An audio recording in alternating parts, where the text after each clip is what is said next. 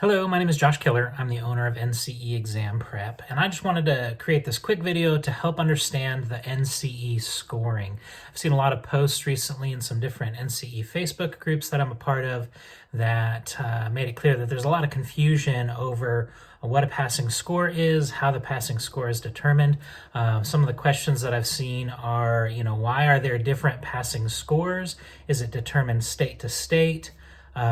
Is my score based on how well other people that are taking the NCE on the same day, how well they do on the test? And so I just thought I'd send a quick video explaining how the score is determined and how you can know whether you are in the right zone for passing or not. So first off, the way that the exam is structured, there's 200 questions, but only 160 of them are scored. So your passing score is a percentage out of 160.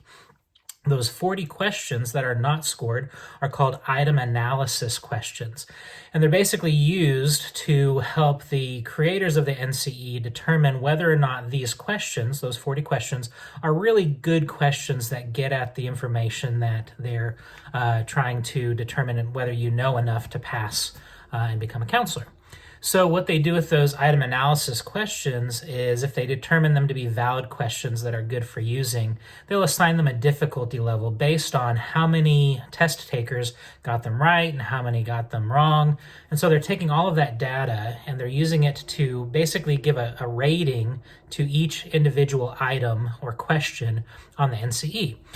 Then what they do is they take all of these item analysis questions and put them together in some random format to be available for NCE test takers. So those 40 questions end up later on becoming one of the 160 questions that you take.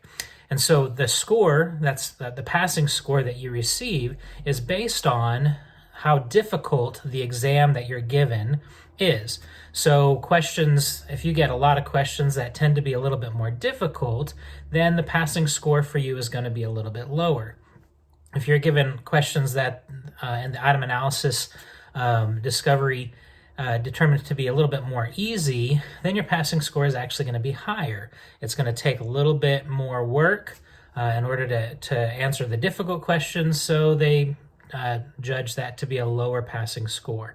So your score that you get on the NCE is only based on the answers that you give to the questions that you are given. Your score is not compared with anybody else's. It's predefined based on the randomized questions that you are given on the exam.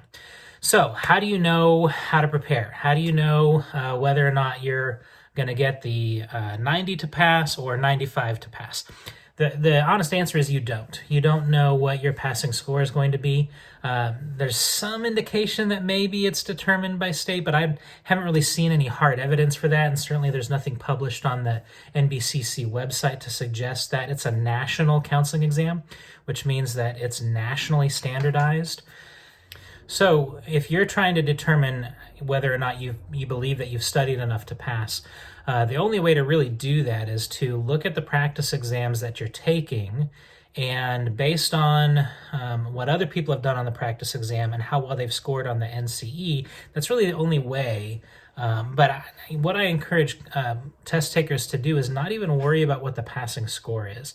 You're not going to get to a point in the NCE where you know whether or not you've answered enough questions correctly to meet that passing score. So really, you're just going to need to do your best. But if you're trying to determine whether or not you're kind of in that safe zone, which is, in my opinion, a big risk to take, on our national counseling exam simulation tests that we offer at NCE Exam Prep, usually if people are scoring around 57 to 60% on those, they tend to be on the lower end of passing. So if you're taking our NCE Exam Prep tests, the full-length simulations, and you're scoring right around 57 to 60%, generally that is a passing score.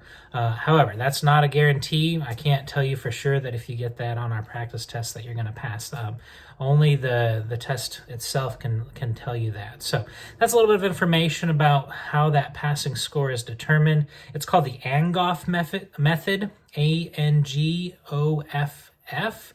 And so if you want to know more about that, you can, but it really is a pretty scientific way of determining the difficulty level of an exam. And it's only based on the questions that you're given, not on anybody else's score. So hope that clears some of that up. Please don't hesitate to reach out if there's any other questions that you might have about the NCE. I'm here to help and want for you to go into the NCE with confidence, and anything I can do to point you that direction, I'd be happy to assist with. Thanks so much.